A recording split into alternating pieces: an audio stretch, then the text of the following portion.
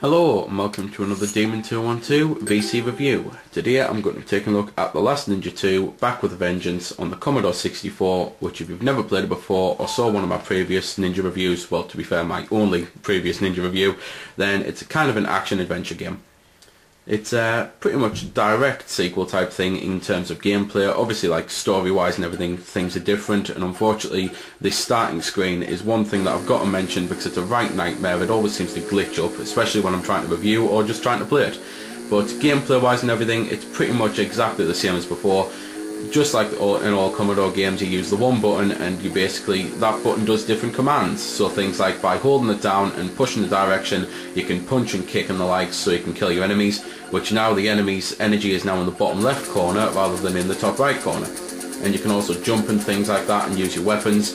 This time though, they've changed the Wiimote controller a little bit, and to be fair, the classic controller, because now you can push start and select to actually, well, swap around your inventory and your weapons and stuff, so you don't need to worry about using the keyboard, which could be a bit of a pain because while you're using your keyboard, everything in the game still keeps going, as you can see by the timer down there. So that could be a bit hard to cycle through your weapons whilst there's an enemy on the screen trying to kick the crap out of you.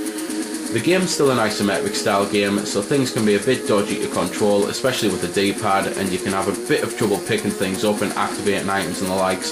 So it's the type of thing where I definitely recommend an analog, but unfortunately, even though the classic controller is supported, the analog on the classic controller isn't supported, so you have to use a GameCube controller if you want that.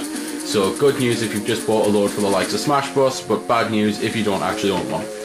But some of the enemies now can actually recharge their health, like the cops here, after I beat him up, which I'll just try and do now. I'll stay on screen for a few seconds so you can see that again he's recharging his health.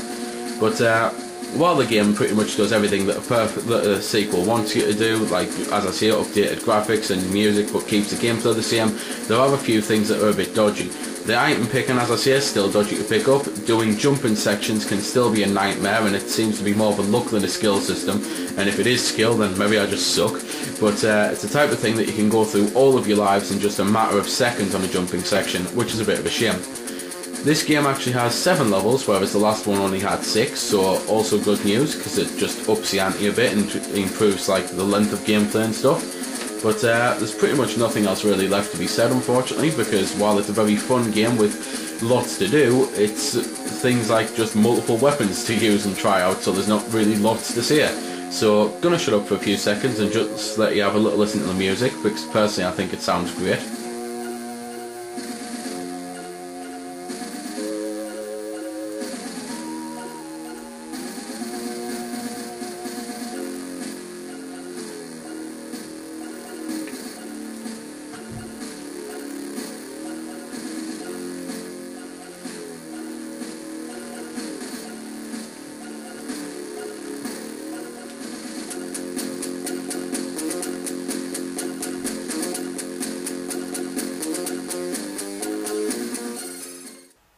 So there we go then, that's been the review. I hope you found it helpful.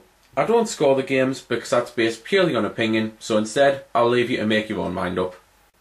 So thanks for watching, and if you've got any questions about the game that I didn't answer in the vid or that hasn't been answered in the comments, then feel free to ask and I'll help if I can. Also, if you did find it helpful, don't forget to check out my channel because there's plenty more like this up there, and don't forget to subscribe because there'll be plenty more to come as well. So until next time, this has been Demon212, signing off.